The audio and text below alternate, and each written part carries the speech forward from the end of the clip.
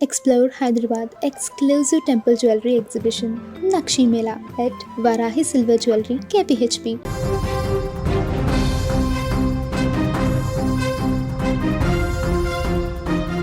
Oman తీరానికి సమీపంలో America బలగాలు జరిపిన దాడిలో ముగ్గురు భారత నావికులు మరణించినట్లు కేంద్ర మంత్రి సర్బానంద సోనోవాల్ వెల్లడించారు.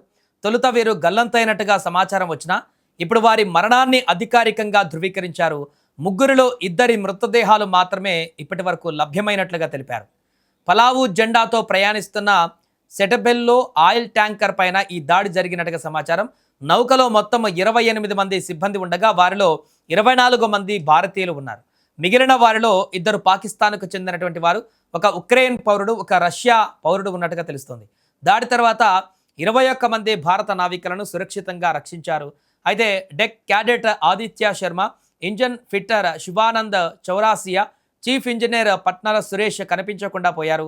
తాజాగా వీరు మరణించినట్లుగా నిర్ధారణ అయింది. ఈ ఘటన పట్ల తీవ్ర విచారం వ్యక్తం చేసిన సోనోవాల్ మృతుల కుటుంబాలకు కేంద్ర ప్రభుత్వం అండగా ఉంటుందని హామీ ఇచ్చారు. రక్షించిన సిబ్బందిని వెంటనే స్వదేశానికి తీసుకురావాలని అధికారులను ఆదేశించినట్టు తెలిపారు. మృతదేహాలను కూడా త్వరగా భారత్కు తరలించే చర్యలు చేపట్టాలని సూచించారు. ఇక ఇరాన్ చమురు రవాణా పైన అమల్లో ఉన్న ఆంక్షలను ఉల్లంఘించినందుకే ఇంచిందనేటువంటి ఆరోపణలతో అమెరికా సెంట్రల్ కమాండ్ ఈ నౌక పైన దాడి చేసినట్టుగా తెలుస్తుంది.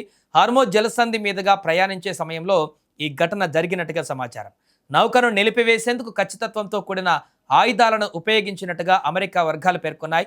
ఈ ఘటనను భారత తీవ్రంగా ఖండించింది. భారతీయులు ప్రయాణిస్తున్నటువంటి నౌక పైన దాడి జరగడం ఆందోళన కలిగించే విషయమని తెలిపింది. ఉద్రిక్త పరిస్థితులు మరింత పెరగకుండా వెంటనే చర్యలు తీసుకోవాలని పిలుపునిచ్చింది. ఢిల్లీలోని అమెరికా రాయబార కార్యాలయ ప్రతినిధిని పిలిపించి తీవ్ర నిరసన వ్యక్తం చేసింది. ఇక ఈ ఘటన పైన ఒమెన్లోని భారత రాయబార కార్యాలయం స్పందించింది.